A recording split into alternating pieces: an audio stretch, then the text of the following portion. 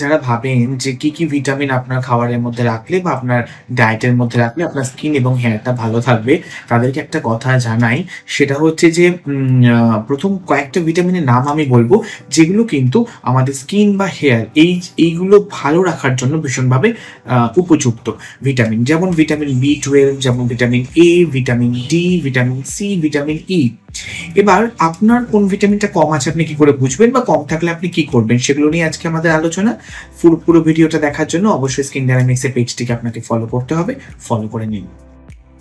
আমরা যদি প্রথমেই আসি ভিটামিন B7 এর কথা, ভিটামিন B7 মানে হচ্ছে বায়োটিন। আমরা সবাই জানি বায়োটিন বা ভিটামিন B7 প্রপার যদি আমাদের না থাকে তাহলে কিন্তু আমাদের চুলের একটা সমস্যা তৈরি হয়, চুল পড়তে থাকে এবং চুল গোড়া থেকে ফাঁকা হয়ে যেতে অলওয়েজ আমরা বায়োটিন যুক্ত খাবার খেতে বলি।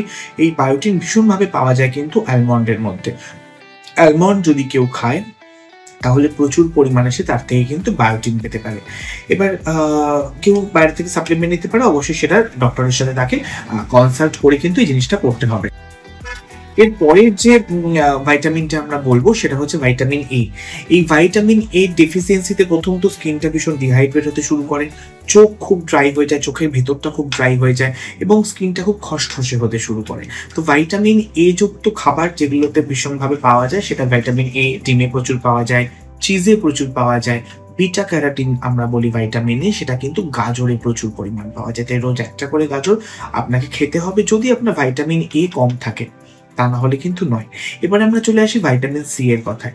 ভাইটামিন সি যাদের কম থাকে তারা বুঝতেই পারবেন তাদের মুখের ভেতরে বা ঠোঁটের ভেতরে বিভিন্ন ছোট ছোট ছোট ছোট উন্ডের মতন হয়, সেগুলো কমতে সময় লাগে।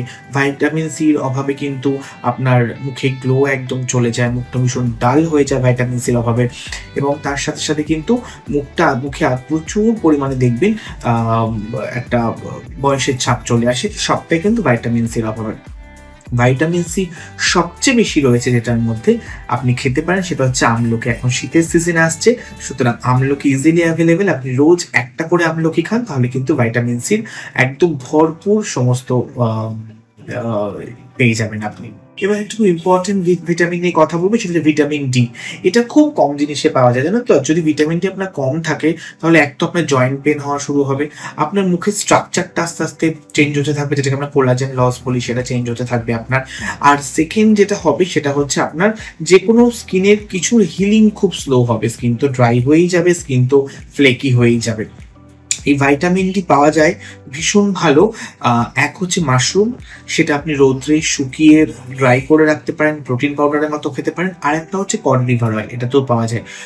যেটা আপনার সুবিধা মনে হয় অবশ্যই সেটা আপনি ইউজ করতে পারেন। এরপরের ভাইটামিনটা হচ্ছে ভাইটামিন ই।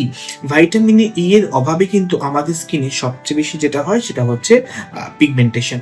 ভাইটামিনে যদি আমাদের ডেফিসিয়েন্সি থাকে তাহলে কিন্তু আমাদের স্কিন আস্তে আস্তে পিগমেন্টেড হয়ে যায়। তাই ভাইটামিন ই এর যাদের অভাব আছে তাদের কিন্তু এই জায়গাটা ভীষণভাবে মাথায় রাখতে হবে যেন ঠিক করা যায়। ভাইটামিন ই কিসে পাওয়া যায়? ভাইটামিন ই প্রচুর পরিমাণ অলিভ অয়েলে পাওয়া যায়, ভাইটামিন ই স্পিনাচে পাওয়া যায়, ভাইটামিন ই কলিফ্লাওয়ারে পাওয়া যায়, ভাইটামিন ই ব্রোকলিতে পাওয়া যায়।